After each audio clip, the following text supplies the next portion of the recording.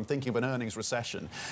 Is that something you're starting to have to think about now? And if it doesn't happen this quarter, does it happen in the first quarter of 2023? In terms of the timeline around the squeeze on earnings, is that something you have to factor in? Yeah, it's tricky. For Europe, there are headwinds and tailwinds at the moment. So we're pretty aware of all the headwinds to earnings right now. There's the inflation problem, there's the higher cost, there's slowing economic growth, etc. PMI surveys have all come down, consumer sentiment's very low.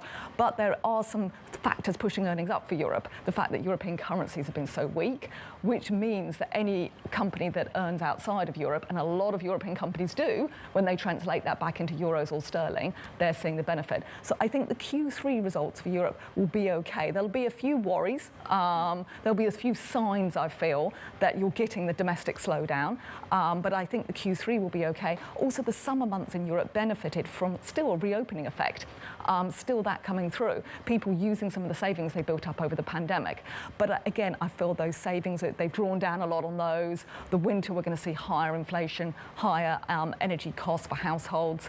And I think there'll be less of a reopening effect. All of those things will bite, I think, in the fourth quarter and first quarter. OK, so it's the fourth and first quarter that really you start to see more of that pain. And you talked about the FX effects, and that's fascinating, just given what is happening with the US dollar. There's a column in the FT today saying that it's time for the US, for the Biden administration to step in to address the wrecking ball of the US dollar. So which parts of the European equity space then are benefiting from weaker euro, stronger dollar? You talked about the exporters. Are we looking at the automakers? Are we looking at luxury goods? What falls into that category? I think definitely luxury goods falls into that category. Although a lot of luxury goods are sold in Europe, they're bought by overseas travellers coming into Europe. So we had a whole wave of American travellers coming to Europe over the third quarter, for example. A lot of them buying luxury goods, and obviously their dollars went a long way, given the strength of the dollar. So luxury goods is definitely benefiting. Autos may be less so. It's a case for autos. They're still a little bit restricted in how much they can produce, given problems in bringing supply in.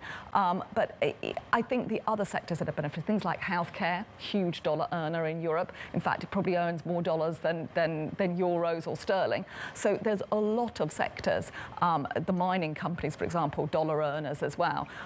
They're also exposed to China, which is a bit more tricky, but I think there are around about half of all sales by European companies are outside of Europe. So I think it benefits across a lot of sectors.